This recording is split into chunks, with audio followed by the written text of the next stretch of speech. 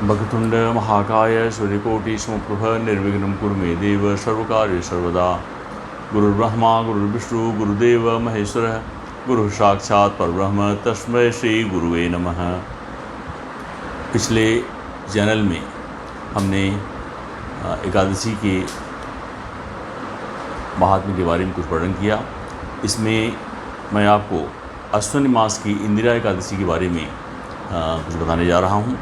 युधिष्ठिर ने भगवान केशव से प्रश्न किया, मधुसूदन कृपा करके मुझे बताइए कि अश्विनी मास के कृष्ण पक्ष में कौन सी एकादशी होती है। भगवान श्री कृष्ण ने कहा, राजन, अश्विन कृष्ण पक्ष में इंदिरा नाम की एकादशी होती है। उसके व्रत के प्रभाव से बड़े बड़े पापों का नाश हो जाता है। नीच योन में पड़े हुए पितरों को भी यह एकादशी सद्गति देने वाली है। राजन, पूर्व काल की बात है, सतयुग में इंद्रसेन नाम से विख्यात राजकुमार थे, जो अब महिष्मतीपुर के राजा होकर धर्मपूर्वक प्रजा का पालन करते थे। उनका यश सब ओर फैल चुका था। राजा इंद्रसेन भगवान की विष्णु भक्त में तत्पर हो गोविंद के मोक्षदायक नामों का जप करते हुए समय व्यतीत करते थे और विधिपूर्वक अध्यात्म के चिंतन में संलग्न रहते थे। एक दिन राजा राज्यसभा में सुखपूर्वक बैठे हुए थे। इतने में ही देवर्षि नारद आकाश से उतरकर वहां आ गए। उन्हें आया देख राजा हाथ जोड़कर खड़े हो गए और विधिपूर्वक उनकी पूजन की और उन्हें यथोचित आसन पर बैठाया। इसके बाद वे इस प्रकार बोले, मुनिश्रेष्ठ, आपकी कृपा से मेरा सर्वथा कुशल है। आज आपके दर्शन से मेरी संपूर्ण यज्ञ क्रियाएँ पूर्ण और सफल हो गई। देवर्षि, अपने आगमन का कारण बताकर मुझ पर कृपा करें।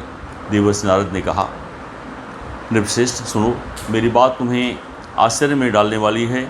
मैं ब्रह्मलोक से यमलोक में आया था। यहाँ एक श्रेष्ठ आसन पर बैठा और यमराज ने मेरी भक्तिपूर्वक पूजा की। उस समय यमराज की सभा में मैंने तुम्हारे पितरों को भी देखा। वे व्रतभंग के दोष से वहाँ आए हुए थे। राजन, उन्होंने तुमसे कहने के लिए एक संदेश दिया है। वह संदेश मैं तुम्हें सुनाने के लिए यहाँ आया हूँ, उसे सुनो। उन्होंने कहा, बेटा, मुझे इंदिरा के व्रत का पुण्य देकर स्वर्ग में भेजो। उनका यह संदेश लेकर मैं तुम्हारे पास आया हूँ। राजन, अपने पिता को स्वर्गलोक की प्राप्त कराने के लिए इंदिरा का व्रत करो। राजा ने पूछा, भगवान कृपा करके इंदिरा का व्रत बताइए। किस पक्ष में, किस तिथि को और किस विधि से उसका व्रत करना चाहिए। नारद ने कहा, राजेंद्र, सुनो, मैं तुम्हें इस व्रत की शुभकारक विधि बतलाता हूँ। अश्विनी मास के कृष्ण पक्ष में द्वादशी के दशमी के उत्तम दिन को श्रद्धायुक्त चित्त से प्रातःकाल स्नान करे। फिर मध्याह्न काल में स्नान करके एकाग्रचित हो एक समय भोजन करे तथा रात्रि में भी भूमि पर सोए। रात्रि के अंत में निर्बल प्रभात होने पर एकादशी के दिन दातुन करके मुँह धोए। इसके बाद भक्तिभाव से यह मंत्र पढ़ते हुए उपवास का नियम ग्रहण करे। अद्य स्थित्वा निराहारः सर्वभोग विवर्जितः शो भोक्षे पुंडरीकाक्षम शरणं मे भवाच्युत। कमलनयन, भगवान नारायण, आज मैं सब भोगों से अलग हो निराहार रहकर कल भोजन करूँगा। अच्युत, आप मुझे शरण दें। इस प्रकार नियम करके मध्याह्न काल में पितरों की प्रसन्नता के लिए शालिग्राम शिला के सम्मुख विधिपूर्वक श्राद्ध करे तथा दक्षिणा से ब्राह्मणों का सत्कार करके उन्हें भोजन करावे। पितरों को दिए हुए अन्नमय पिंड को सूंघकर विद्वान पुरुष गाय को खिला दे। फिर धूप और गंध आदि से भगवान ऋषिकेश का पूजन करके रात्रि में उनके समीप जागरण करे। तत्पश्चात सवेरा होने पर द्वादशी के दिन पुनः भक्तिपूर्वक श्रीहरि की पूजा करे।